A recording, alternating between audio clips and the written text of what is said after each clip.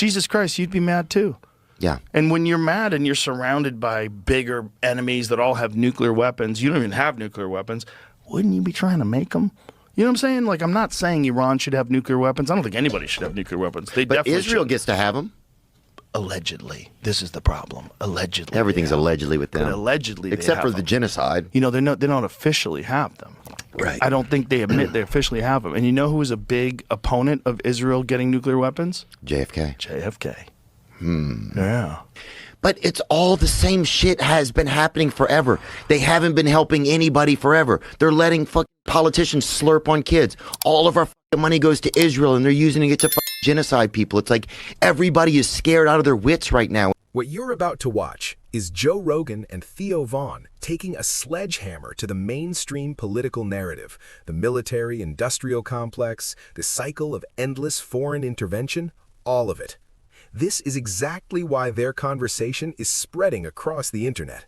They pull back the curtain on the deep hypocrisy embedded in U.S. and Israeli foreign policy, and by the end of this, you'll understand precisely what they exposed and who got called out. What do you think is going to happen? You think we're going to be okay? I hope so. Of course. I don't know. Do you think about it? I'm confused. I can't believe we went to this war. When we started bombing Iran, I was like, this can't be true. And what about Lebanon now? I know. Israel's invaded Lebanon. Yeah. Yeah. And it's like, just fucking stop. Like, what do you need? Well, they're trying to, supposedly, they're trying to stop the terrorists. Yeah, that's crazy, though, if you're the terrorist. You know what I'm saying? Like, if you want to stop them, fucking stand in front of the fucking mirror and start there. Terrifying. But I mean, I wouldn't call what he does war, but I you mean what they're doing right now in Gaza? Yeah, and I'm not jumping on you. Iran is war. That's war. Iran's a real enemy. You know, it's a different. Are they an enemy to America? Well, what they are is the largest country in terms of like state-sponsored terrorism. They're the largest sponsor of terrorism. But also, you got to think why. You know, and this is not excusing anybody for Islamist ideology, because it's scary, because they want a global caliphate, right? They're radicals. But you got to go back to what happened in that country. And if you go back to what happened in that country, they tried to nationalize oil. Iran was like a westernized country. Girls were wearing miniskirts. Everybody's hot. You seen that video from the 70s of Iran? Yeah, bro. Everybody Tits looked are great. Popping. So just popping. What happened is slowly but surely, and quickly at first, because when they tried to nationalize oil, the CIA swooped in and they got that guy out of office, and they allowed these Islamic, radicalists to start running the country. Well, that's when Hezbollah started, right? I don't know exactly when Hezbollah started, but the point is, the country was doing fine before we monkeyed with it. And we monkeyed with it because they were not getting enough of the money from the oil. So it was the British Petroleum Company, I think. Put it into perplexity, the story of Iran, their government being overthrown. I think it was in the 1950s. So when you see like how it all played out and why it is what it is today, Jesus Christ, you'd be mad too. Yeah. And when you're mad and you're surrounded by bigger enemies that all have nuclear weapons, you don't even have nuclear weapons, wouldn't you be trying to make them? You know what I'm saying? Like, I'm not saying Iran should have nuclear weapons. I don't think anybody should have nuclear weapons. They but definitely Israel should. Gets to have them. Allegedly. This is the problem. Allegedly. Everything's allegedly with them. But allegedly, except for the genocide. You know, they don't officially have them.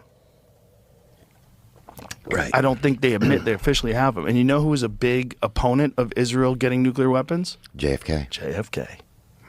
Yeah. That's what a lot of people think led back into the left. Oh, yeah. Before they killed him, who? I don't know. So the Iranian Revolution, also called the Islamic Revolution, was a mass uprising in Iran, overthrew the Shah's monarchy in 1979, replaced it with an Islamic republic led by Ayatollah Ruhollah Khomeini. Shout out Ruko. I want you to go back to the national, ask it a question of what was the events that led to them trying to nationalize their oil. Here it is. No, that's not it.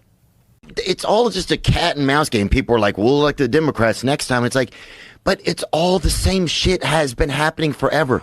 They haven't been helping anybody forever. They're letting fucking politicians slurp on kids. All of our fucking money goes to Israel and they're using it to fucking genocide people. It's like everybody is scared out of their wits right now. It's like our religious leaders are afraid to speak out. And it's like it's a time where it's like Satan is amongst us and our religious leaders are talking about bullshit at the poll. It's just like, what is going?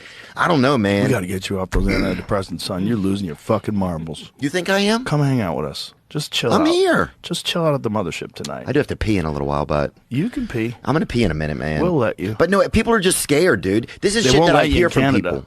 They won't let you pee until you give them your guns. Really? That's how they're doing it now. In this conversation, Joe Rogan and Theo Von came out swinging. Rogan went straight at the standard American narrative by surfacing the real, documented history of Iran, the history the mainstream media consistently buries. Iran was not always the country it is today. Before foreign powers stepped in, it was a modern, westernized, and functioning society. Rogan laid out the documented fact that the CIA orchestrated the overthrow of the Iranian government in the 1950s, not for security reasons, not for democracy, but because Iran had the audacity to nationalize its own oil. Corporate interests came first.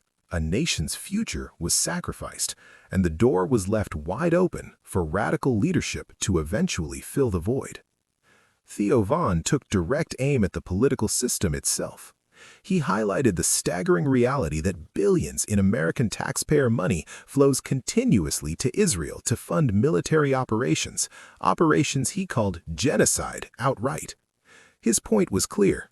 Politicians are abandoning the people they were elected to serve, looking away from domestic crises and redirecting the country's wealth toward foreign destruction. When you look at the historical record Rogan laid out, the Iranian perspective becomes hard to dismiss.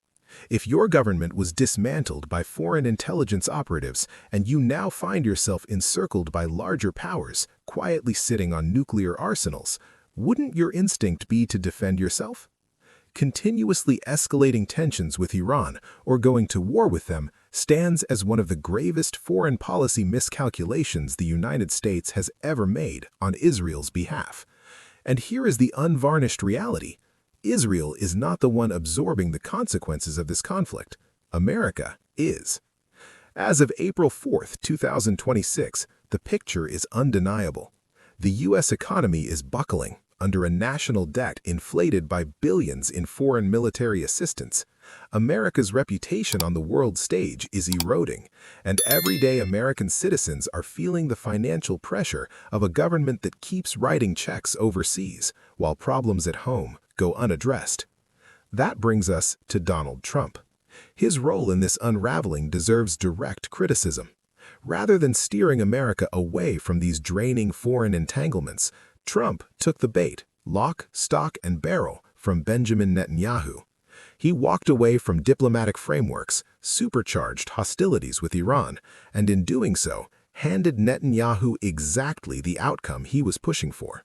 The result is a more volatile region, a more stretched American military, and a tax-paying public left holding the bill for a conflict that offers them nothing in return.